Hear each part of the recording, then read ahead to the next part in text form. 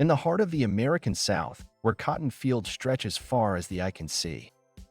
And the humid air is thick with the scent of struggle and Southern Gothic charm, lies the birthplace of Elvis Presley. State steeped in cultural richness, racial tension, and musical heritage. Mississippi, with its 50,000 square miles, is a land where history whispers tales of both grandeur and oppression. Today, its population hovers around 3 million, a mere fraction of the bustling United Kingdom it dwarfs in size. Yet, beneath the veil of its flatlands, where Woodall Mountain, the granddaddy of Mississippi's mountains standing proud at a staggering 807 feet, dominates the skyline, a cultural revolution was brewing. Jackson, the state capital, has witnessed its fair share of turmoil, having been razed to the ground not once, not twice, but an astonishing 3 times during the Civil War. Miraculously, the governor's mansion and city hall managed to survive these fiery onslaughts, enduring as silent witnesses to the city's resilience. In more contemporary times, Jackson has been immortalized in a scathing duet, a musical dagger that cuts deep into the heart of the city's socio-political landscape, delivered with raw intensity by the likes of Lee Hazelwood and Nancy Sinatra, and the inimitable Johnny Cash and June Carter.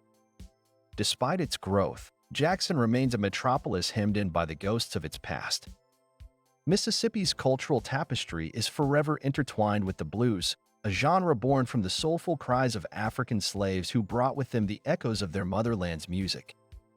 These melodies were reshaped by the harsh realities of life on the plantations, where harmonicas and acoustic guitars were the only solace in an existence that was anything but harmonious.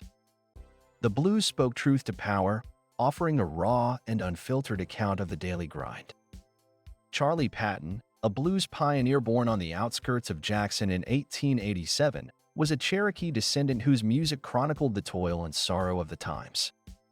His grandmother's Native American heritage infused his songs with a unique perspective, and his legacy continues to resonate with each new generation.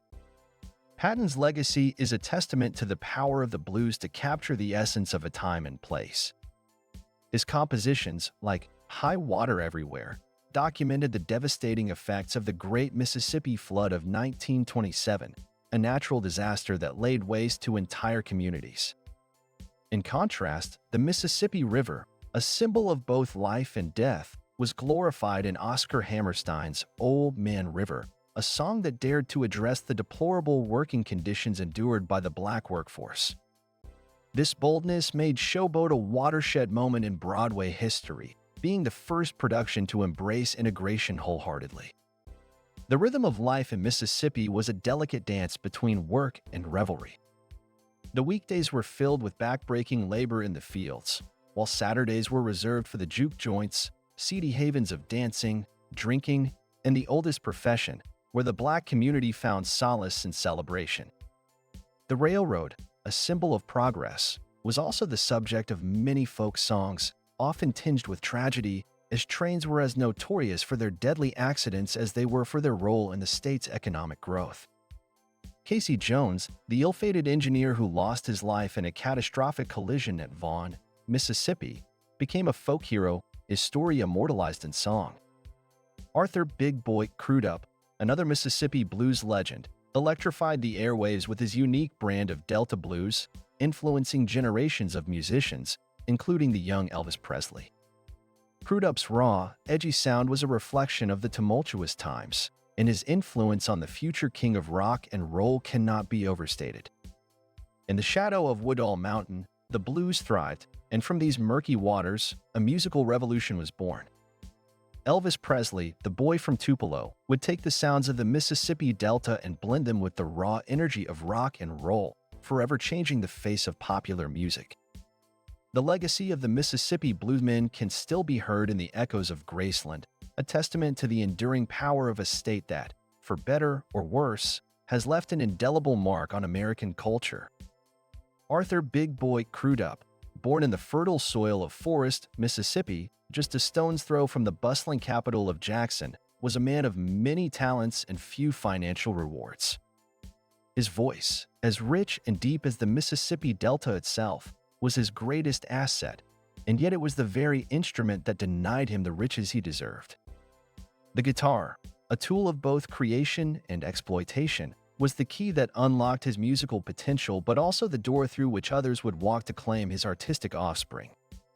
In the twilight of his life, as he toiled in the fields that had been his constant companions since birth, Crudup could only watch from the sidelines as his songs became the rallying cries of a new musical era, the rock and roll revolution.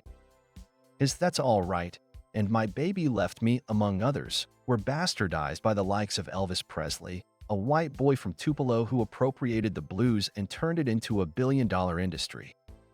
Crudup's early recordings, once the heartbeat of the juke joints and dance halls of the Deep South, became the blueprint for a new kind of music that would conquer the world, while he himself remained a stranger in his own land, a mere shadow in the spotlight. Meanwhile, the cradle of the blues, Clarksdale, Mississippi, birthed another musical thief in the form of Elmore James. His "Dust My Broom," essentially a Robert Johnson song, became a blueprint for rock guitarists worldwide, from Eric Clapton to Jimmy Page, all eager to replicate that signature slide guitar sound that James had so effortlessly stolen from the bluesmen who had come before him. In the murky waters of musical history, where the Mississippi River meets the muddy banks of copyright infringement, we find W.C. Handy, the so-called father of the blues, whose own blues were written in the ink of plagiarism. Handy, a white man from a well-to-do family, ventured into the heart of the Delta, where he shamelessly appropriated the cultural heritage of the black community, crafting hits like "Yellow Dog Blues" from the very soul of the bluesmen he encountered. His legacy, a testament to theft and exploitation, stands in stark contrast to the hardscrabble lives of the true blues artists who never saw a penny from the commercial success of their creations. Gertrude Mott Rainey, the self-proclaimed mother of the blues, sang her heart out in the early decades of the 20th century, including the classic C.C. Rider, which would later be popularized by the likes of Ray Charles and Elvis Presley. Her influence, like that of Bessie Smith, another titan of the blues, was undeniable, yet their contributions to the rich tapestry of American music were often overshadowed by the white artists who would later profit from their hard-won innovations. As the blues gave way to rock and roll, the pioneers of the Delta were left behind, their names etched in the margins of history while others reaped the rewards of their labor. The blues, a genre born from the pain and struggle of Black America, would continue to be mined by white musicians and record labels, leaving the original artists with little more than the hollow echoes of their own brilliance. In this narrative of musical exploitation, the Blue Men were the true originals, the innovators who suffered so that others might flourish. Their stories, like their music, are timeless, a testament to the enduring power of art and the injustices that often accompany its creation. The blues, that soulful lament of the downtrodden, has a powerful legacy, and few figures loom larger than Bessie Smith, the Empress of the Blues. Her collaboration with Louis Armstrong on C. Handy's Street.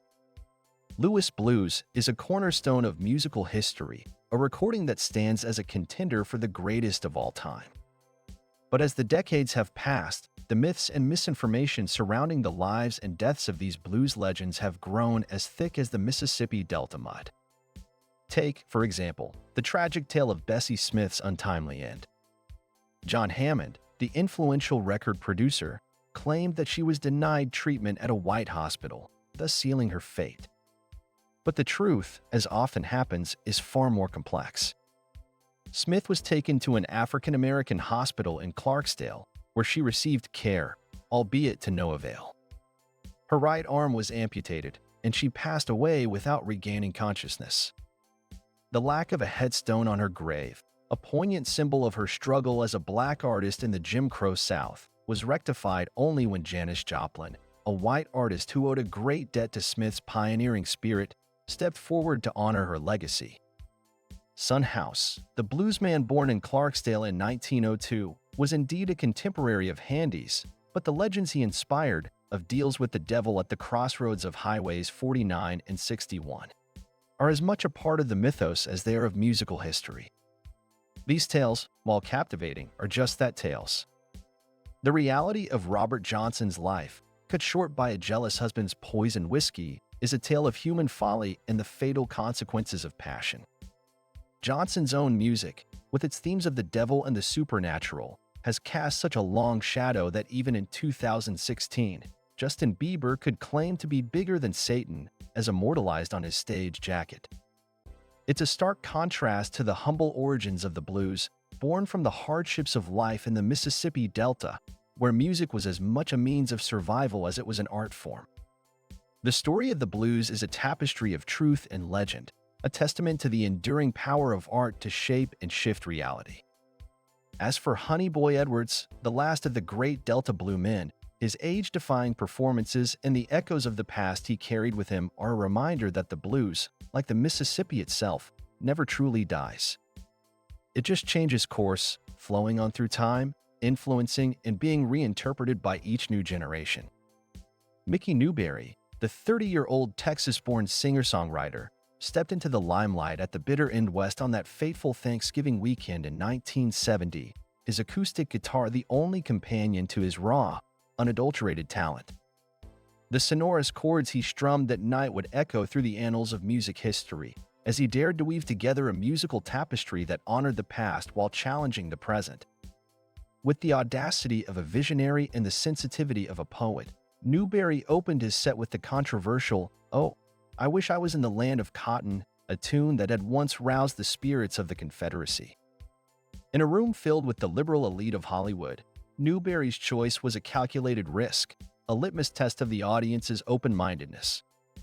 The silence that followed his first few notes was palpable, the tension thick enough to cut with a knife. But Newbury was not a man to shy away from controversy. He had already tasted the sweet nectar of success with his compositions for Kenny Rogers and Jerry Lee Lewis, and now he was ready to stake his claim as a solo artist. His rendition of the Battle Hymn of the Republic, an anthem of the Union, was a defiant statement, a declaration of unity amidst the divisive residue of the Civil War. As the applause finally burst forth, Newbury softened the mood with "All My Trials," a haunting melody that had been embraced by both the folk and pop music worlds. It was a masterful stroke, a reminder that beneath the political and social turmoil, the human experience remained universal. The audience was spellbound, the critics enraptured. Yet, not everyone was convinced of Newbury's genius.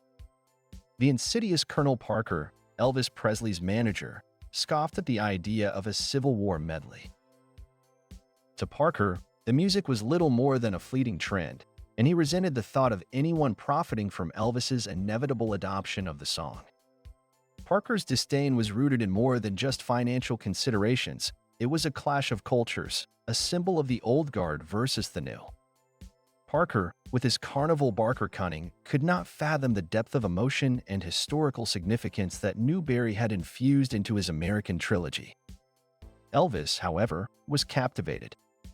The king, who had serenaded the world with his own brand of Southern charm and musical rebellion, recognized kindred spirit in Newbury's audacious fusion of past and present. Elvis's performances of An American Trilogy were transcendent, each note a tribute to the resilience of the human spirit and the indomitable power of music to bridge the gaps that divide us.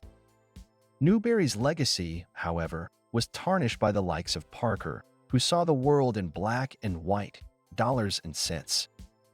But the true artists, those like Newbury and Presley, understood that music was a tapestry of colors, a symphony of contradictions, a never-ending quest for truth and beauty in the most unexpected places. An American Trilogy was not just a song, it was a provocation, a challenge to confront the uncomfortable truths of our past, and a rallying cry for a more inclusive and understanding future. Newbury's guitar may have been silent, but his music continues to resonate, a testament to the power of art to stir the soul and to the audacity of those who dare to dream beyond the confines of convention.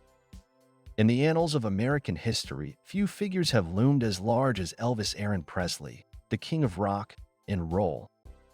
His electrifying performances, soulful voice, and rebellious persona captivated the nation and the world. Yet, as the story unfolds, it becomes clear that even the king could not escape the shrewd machinations of the music industry or the missed opportunities that could have solidified his legacy even further. Take, for instance, the iconic An American Trilogy, a song that resonated with Presley's personal beliefs and became a staple of his live shows. Released in 1972, the single struggled to make an impact on the charts, reaching a disappointing no. 66 on the Hot 100. Colonel Tom Parker, Presley's manager, failed to capitalize on the song's potential, neglecting to align its release with the bicentennial celebrations in 1976. Had he done so, An American Trilogy might have soared to unprecedented heights, solidifying Presley's status as a musical force to be reckoned with. But let's not dwell solely on the past. The history that preceded Elvis's rise to fame is a tapestry of conflict, liberation, and the relentless pursuit of manifest destiny. From the Declaration of Independence in 1776 to the adoption of the Second Amendment in 1791, which guaranteed the right to bear arms, America was forging its identity on the anvil of revolution and expansion. The Napoleonic Wars saw the United States caught between the embers of its former colonial master, Britain, and the rising power of France. Britain's defeat at the hands of Napoleon at Waterloo in 1815 would pave the way for a new era of cooperation among these nations, but not before the Battle of New Orleans added another chapter to the ongoing saga of Anglo-American conflict. America's vast landscape was a canvas for westward expansion, with states as large as countries carved out of the wilderness. The indigenous population, however, was treated with a cruelty that would come to define the nation's conscience. Forced westward onto the Indian Territory, their land was seized by the very pioneers who claimed to be taming the wilderness. In the fertile fields of the South, cotton grew in abundance, but the price of prosperity was the enslavement of an entire people. The plantation owners, their coffers swollen with wealth, were the architects of a system that would ultimately lead to the nation's greatest conflagration. Abraham Lincoln, a son of the South, rose to the presidency on an anti-slavery platform, and with the support of the legislature, sought to end the abhorrent practice. But the South, fiercely protective of its way of life, seceded, sparking the Civil War. The North may have triumphed on the battlefield, but the scars of that conflict, both physical and emotional, would endure for generations. The legacy of the Civil War is a complex one, with echoes of resentment and division that persist to this day. The South, ravaged by war and poverty, saw its economy crumble and its people, both black and white, struggled to rebuild their lives. The promise of emancipation was a distant mirage for many, as the realities of sharecropping and tenant farming kept them trapped in a cycle of poverty. As we reflect on this tumultuous past, we are reminded of the profound impact that history has on the present. Elvis Presley's music was a reflection of the times, a synthesis of the country's cultural tapestry. His rendition of An American Trilogy stands as a testament to his artistry and a powerful reminder of the stories that shaped a nation. Could Colonel Parker have done more to ensure Presley's place in history? Would An American Trilogy have become the anthem of the bicentennial celebration? We can only speculate. What is certain is that Elvis Presley's music continues to inspire, and his story remains a powerful symbol of the American dream, tempered by the realities of a nation's struggle to find its identity. In the heart of the Mississippi Delta, a town steeped in musical lore, Clarksdale, Mississippi, teetered on the brink of a revolution. A son, a prodigy of the plow fields, honed his craft under the searing sun, his voice as powerful as the tractor he steered. Discovered by the legendary John Hammond, he was destined to take the stage at the prestigious Spirituals to Swing concert at Carnegie Hall, a platform that would have catapulted him into the limelight of sophisticated New York society. But fate, it seems, had other plans. His place was usurped by Big Bill Broonzy, a man who plowed the fields with his mule by day and serenaded them with the blues by night.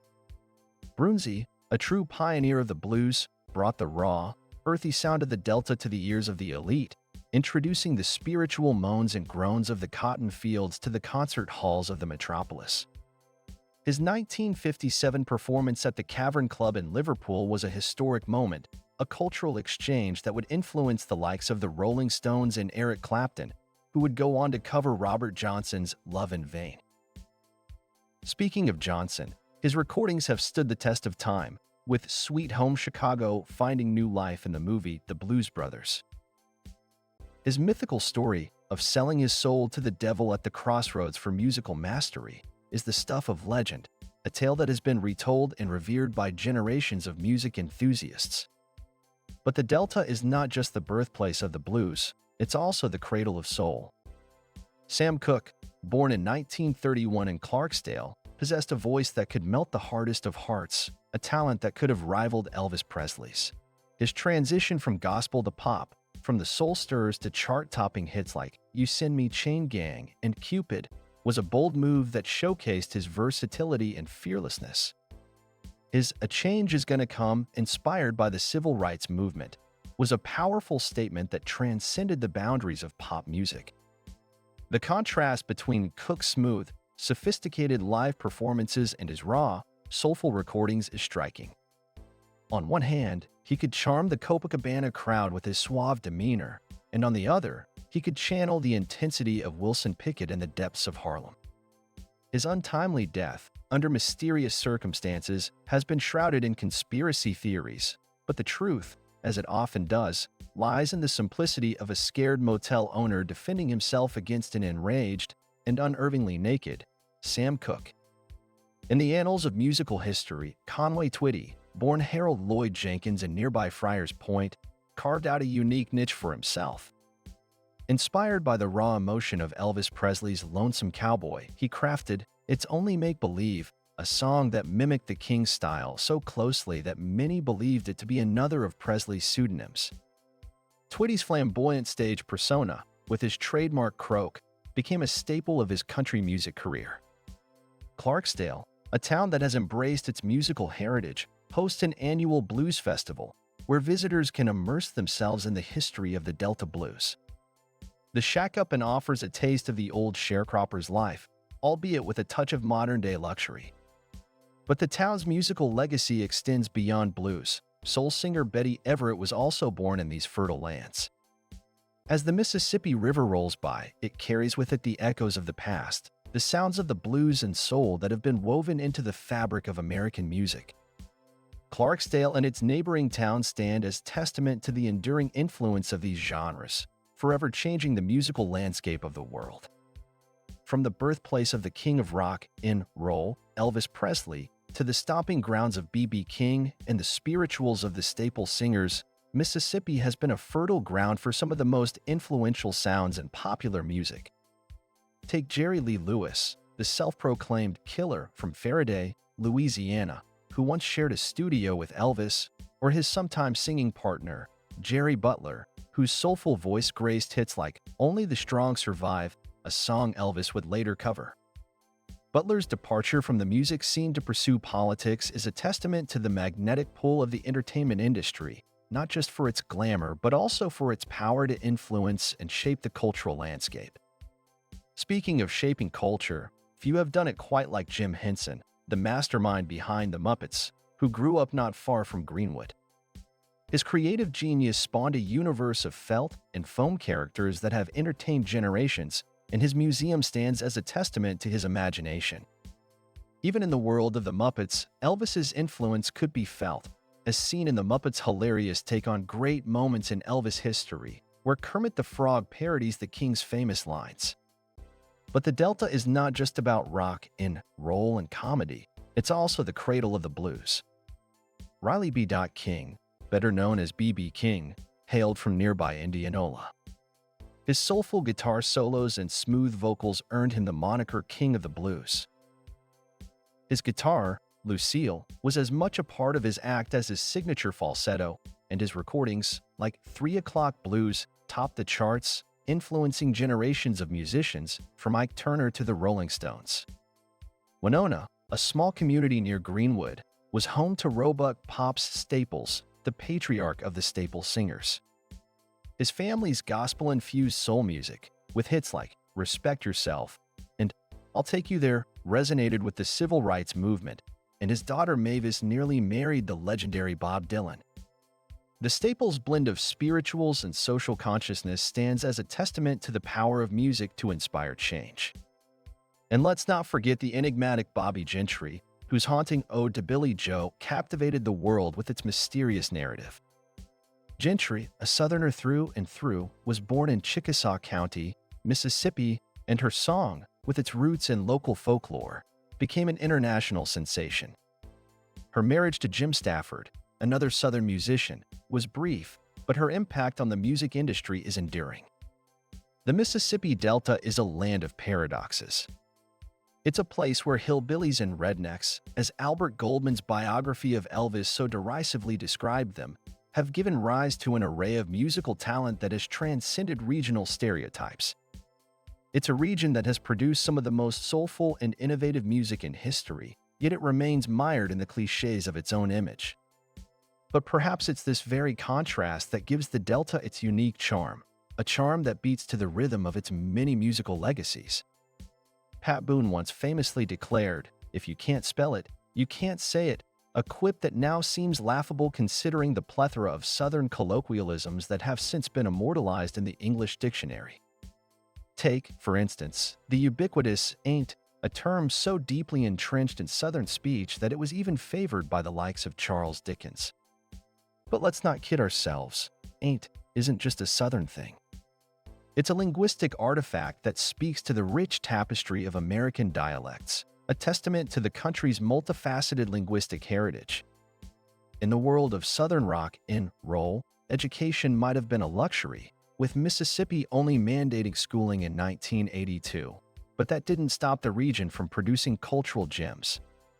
Oxford, a bastion of Southern intellect, proudly hosts the University of Mississippi, which opened its doors in 1848. However, the civilized facade of academia was marred by the state's deep-rooted racial tensions. James Meredith's enrollment as the first black student in 1962 sparked a violent uproar, leaving 2 dead and the city in ruins. The aftermath was a stark reminder of the South's struggle to reconcile its past with the promise of a more inclusive future. In the midst of this tumultuous landscape, Southern artists like William Faulkner and Tennessee Williams rose to prominence, their works a searing commentary on the region's complexities. Faulkner, whose Yoknapatawpha County was as much a part of his imagination as it was a reflection of Mississippi's rural reality, believed that the South was a treasure trove of narrative potential. His words, like the Delta blues he drew inspiration from, resonate with a raw, emotional power that continues to captivate readers worldwide. Tennessee Williams, a Southern playwright with a flair for the dramatic, crafted tales as steamy as the Mississippi summers. His use of Southern dialects and themes, such as sexual repression and social conflict, made him a literary force to be reckoned with. And let's not forget Elvis Presley, whose musical legacy is as entwined with the South as the kazoo that blankets its landscape. Elvis, the king of rock and roll, was a cultural icon who broke barriers with his rebellious spirit and musical genius. But let's not romanticize the South. Beneath the gentle melodies of the band and the lyrical prose of Faulkner lies a darker truth. The South's emotional violence has been wielded against its own people, particularly those of color, for generations. The scars of segregation and the lingering tensions of the civil rights era are a stark reminder that the South's cultural richness comes with a cost. In the grand narrative of American music and literature, the South stands as a confluence of contradictions, a place where the melodies are haunting, the storytelling is profound, and the history is as complex as the language itself. It's a land where the echoes of the past mingle with the vibrant beats of the present, shaping a cultural identity that is both unique and inextricably linked to the broader American experience. The despicable subjugation of the indigenous population by the white settlers was an abomination. Conflicts with various tribes were rampant, with the French in Mississippi seeking to establish a village and tobacco plantation. Some African slaves, in a surprising twist, sided with the Natchez in their resistance, but they were ruthlessly crushed by the French, aided by their Choctaw allies.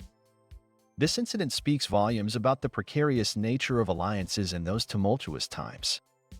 The Old Natchez Trace, a historic route spanning 440 miles from Natchez to Nashville, Tennessee, cuts through the heart of Mississippi, passing through Jackson and Kosciuszko, home to none other than Oprah Winfrey, born in 1954. The halfway point of this journey is marked by the visitor center in Tupelo, where commercial vehicles are barred, making it a cyclist haven. Natchez was once home to a grand dance hall for the African-American community, where Walter Barnes and his Royal Creolians performed in April 1940. The proprietor went to great lengths to decorate the hall with Spanish moss and fairy lights, even spraying them with mosquito repellent. He sealed the windows and bolted the back exit, ensuring that no one could enter without paying.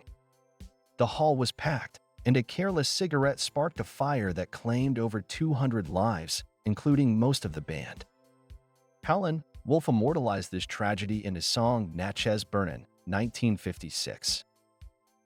Big Joe Williams, born in Crawford in 1903, was of Cherokee descent. His father, Redbone Williams, had a fiery temper, and after a heated argument, he cast his son out, possibly contributing to the contentious nature of Big Joe's blues. He was a nomad, a brawler, and a musician, creating his own 9-string guitar and recording the blues standards Baby Please Don't Go and Crawlin' King Snake. Despite his influence, Big Joe struggled to make a living and passed away in a caravan in Crawford in 1982. At Chess Records, Willie Dixon, born in Vicksburg in 1915, was a jack of all trades, a bassist, producer, and songwriter. He penned Little Red Rooster and Hoochie Coochie Man, among others. Bo Diddley, born Ellis Bates, later McDaniel, in Macomb, Mississippi, was a force of nature. He started as a boxer, earning the moniker Bo Diddley, and his rhythmic style influenced countless artists, from Buddy Holly's Not Fade Away to the Everly Brothers' rendition of his praises. Bo Diddley's impact on music in the 1960s was profound, with bands like the Animals singing about him in The Story of Bo Diddley. In the Delta, when times are good, the cities by the Mississippi become veritable tourist playgrounds. Jimmy Buffett, the son of a sailor born on Christmas Day, 1946, in Pascagoula, has crafted a career out of his carefree persona. His songs, like The Captain and the Kid, celebrate his nautical heritage. However, don't let his easygoing image fool you. Jimmy Buffett is a shrewd businessman and a highly successful performer. His tales of wasting away in Margaritaville have amassed a devoted following. As we delve into the rich tapestry of Mississippi's musical heritage, we uncover stories of struggle, resilience, and undeniable talent. The legacy of these artists continues to resonate, their music a testament to the complex history and diverse cultures that have come together in the Magnolia State. In the shadow of Margaritaville's neon palm trees and Jimmy Buffett's commercialized Caribbean kitsch, one can't help but wonder what the king of rock and roll would think of the empire built upon his legacy. Elvis Presley, the embodiment of Southern charm and raw musical talent, never succumbed to the trappings of his own fame the way Jimmy Buffett has with his Margaritaville resorts. The contrast is stark. Elvis, a cultural icon whose records outsold Buffett's Margaritaville by a landslide, remains an untouchable legend, while Buffett's brand of laid-back, island-inspired escapism has become a punchline for middle-class vacationers. In 2015, Buffett donned flip-flops and aviator sunglasses to receive an honorary degree from the University of Miami, urging students to get out and see the world. It's ironic that Buffett, a man whose music often glorifies the simple life, should find himself at the helm of a multi-million-dollar empire built on escapism, while Elvis, the true pioneer of Southern rock, never got the chance to capitalize on his own mythos in the way Buffett has. Biloxi, Mississippi, a town that once boasted a Margaritaville resort before it was ravaged by flooding, is a microcosm of the state's struggle with poverty and the whims of Mother Nature. The people of Mississippi have weathered more than their fair share of storms, both literal and metaphorical, and the casinos that were supposed to be economic saviors have themselves been tossed about by hurricanes and legislative loopholes. While Buffett's brand of island escapism fades in comparison to the true grit of Mississippi's musical heritage, other artists have risen to prominence by embracing their roots. Chris Ledoux, a rodeo champion turned country music star, and Three Doors Down, a rock band with deep Mississippi ties, have carved out their own niches in the industry without resorting to the gimmicks of Margaritaville. Tammy Wynette, the First Lady of Country Music, and Howlin Wolf, the blues legend, both hailed from within striking distance of Tupelo, where Elvis was born. Their music, steeped in the realities of life in the Deep South, stands in stark contrast to the escapist fantasies peddled by Margaritaville. Elvis Presley was a product of his environment, surrounded by a rich tapestry of gospel, blues, and country music that informed his unique sound.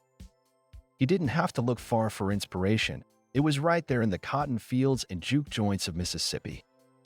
Unlike the Beatles, who were influenced by American rock and roll, Elvis's music was a reflection of his own backyard.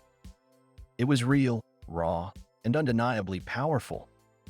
The Mississippi Delta, a shining example of American musical innovation, has produced some of the most influential artists in history. From the hollers of Charlie Patton to the soulful croon of Elvis Presley, this region has given the world a musical treasure trove that transcends time and genre. And while Margaritaville may have its place in the sun-soaked memories of vacationers, it pales in comparison to the Delta's rich musical legacy, a legacy that continues to inspire and endure.